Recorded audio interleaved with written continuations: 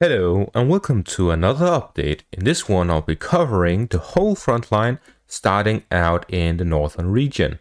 So starting out in the Crimea front, the Russian forces are attacking here in the direction of Makiivka as well as Nevske, west of Chernopopivka, southwest of Chernopopivka in the direction of Terny, west of Crimea in the direction of Sarishne, south of Crimea in the direction of the Serebryansky forest, both south of Dubrova and west of Shipilivka. As for the Siversk front, the Russian forces are here attacking in the direction of Bilohorivka as well as Wagner, as they are trying to expand their zone of control. So here in the northern part, the Russian forces are engaging in positional battles on this part of the front line. This means they are fighting for positions not to advance or to defend. So exactly what that means is that they are trying to gain control over the forest line here south of Crimea. They're trying to gain control over Bilohorivka. They are not trying to take control over Verkhnoukamyansk, and they're not trying to take control over the villages here. All they want to do on this part of the front line is that they want to take the hills to the north and south of Bilohorivka, which will force the Ukrainians to withdraw from the village, after which they will advance further to gain the hills west of Bilohorivka. That is their aim on this part of the front line. This is why they're fighting to the north of Verkhnoukamyansk instead of at the village itself. As for the Serebryansky forest area, they want to take control over the forest line to prevent any saboteurs or the like to enter Crimea and sabotage the city, as it is a main supply hub for this part of the front. As for to the west of Crimea, the Russian forces are here trying to expand their zone of control to prevent any Ukrainian attacks from reaching the highway to disrupt the supplies. So the Russian forces are here just trying to hold their positions and advance whenever they have the chance. So it is not exactly with an aim to control these villages, but just to take advantage of any chance they may get. If the Ukrainians make an error, they advance. If the Russians make an error, the Ukrainians advance. That is the current situation on this part of the front line. Also make sure to leave a like and subscribe if you want to see more of my content, as it helps me out a lot.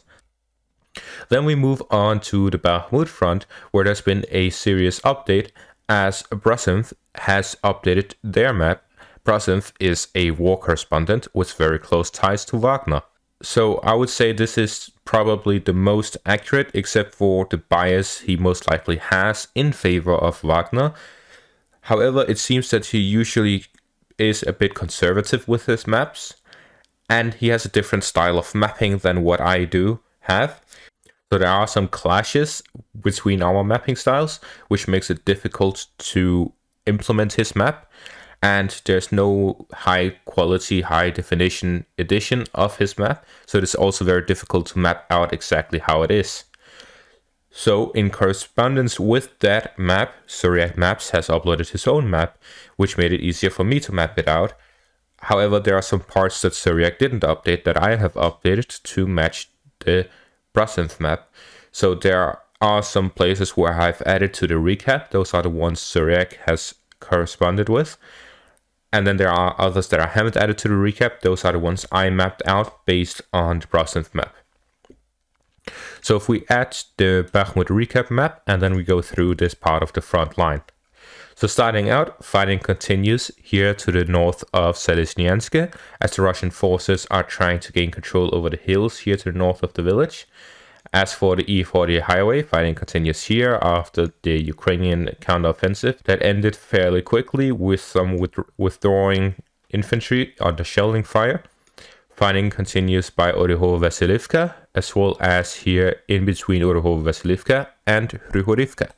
So in this part, Brasov has mapped out that they had further advance, although Syriac hasn't addressed this part of the front line. And at the same time, he also mapped out that they had less advance here in this area, but a push through from the south. So essentially, instead of a flat push that I had mapped out earlier, it's a push here in the south and a push to the north, and no push here in the south, in the center.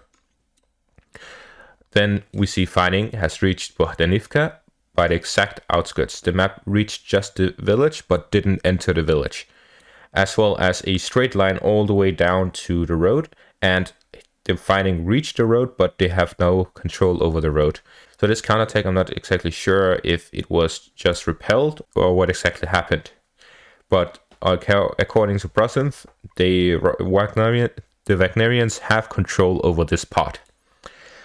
As for Khomove, there's fighting by the village, but no one has entered the village here either. So essentially to the northwest of Bakhmut, fighting continues. There's some positional battles here as well, and neither side is advancing. Then we move to the city itself, where here to the northwestern part, the Russian forces have managed to take control over the government offices here to the northwest and are advancing within that area, as well as west of the Assam steel plant industrial area. And I say industrial area because the Assam steel plant itself has been fully captured. However, this whole area here, all the way to the hospital area, is an industrial zone where there's a lot of different industries other than the Assam steel plant, and it's called the Assam industrial zone. So west of that zone, the Russian forces have advanced, but not that far southwards. They've captured a bunch of important government offices to the northwest. Then we see to the southeast, the Russian forces have advanced northwards of the market area, and they are clashing by the Freedom Square, which is this part is called, according to their naming of the city. So the Wagnerians are fighting the Ukrainians by Freedom Square in Bakhmut. And then to the southwest and the south of the city, we see that the Russian forces have advanced here within this area as well, taking control over the car repair and maintenance service, as well as other parts of the front line here to the south.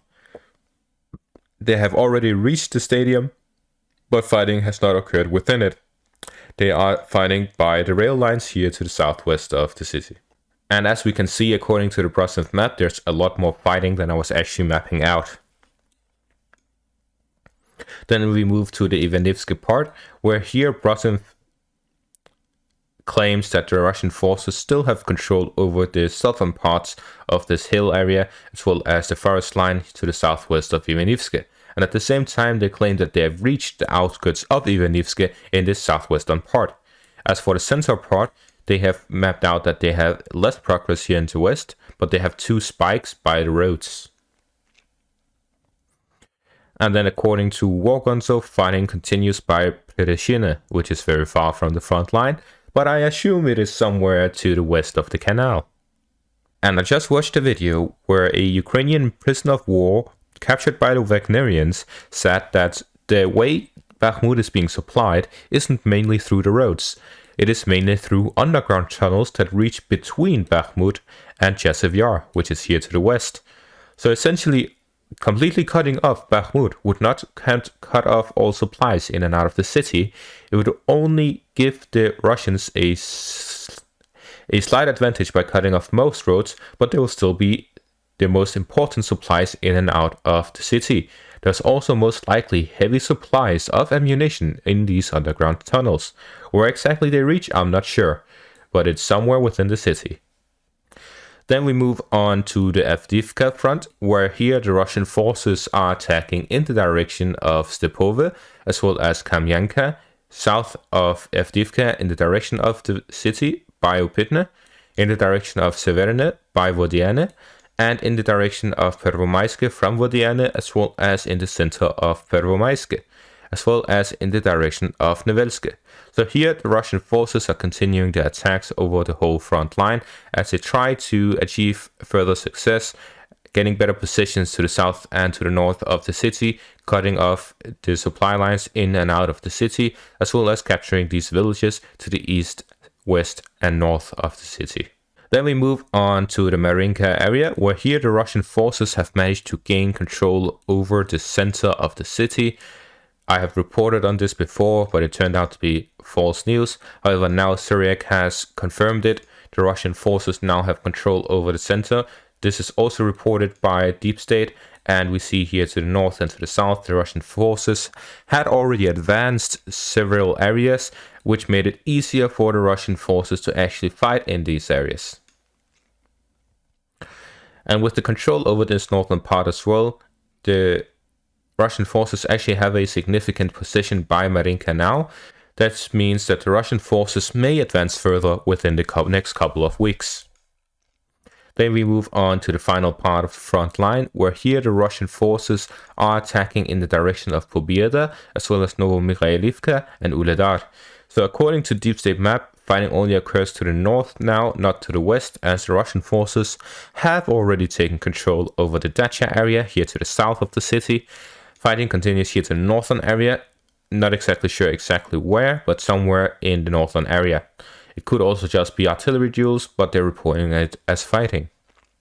And that is all for today's update. If you haven't subscribed by now, make sure you do, and make sure to leave a like as well. Thank you all for watching, and have a great day.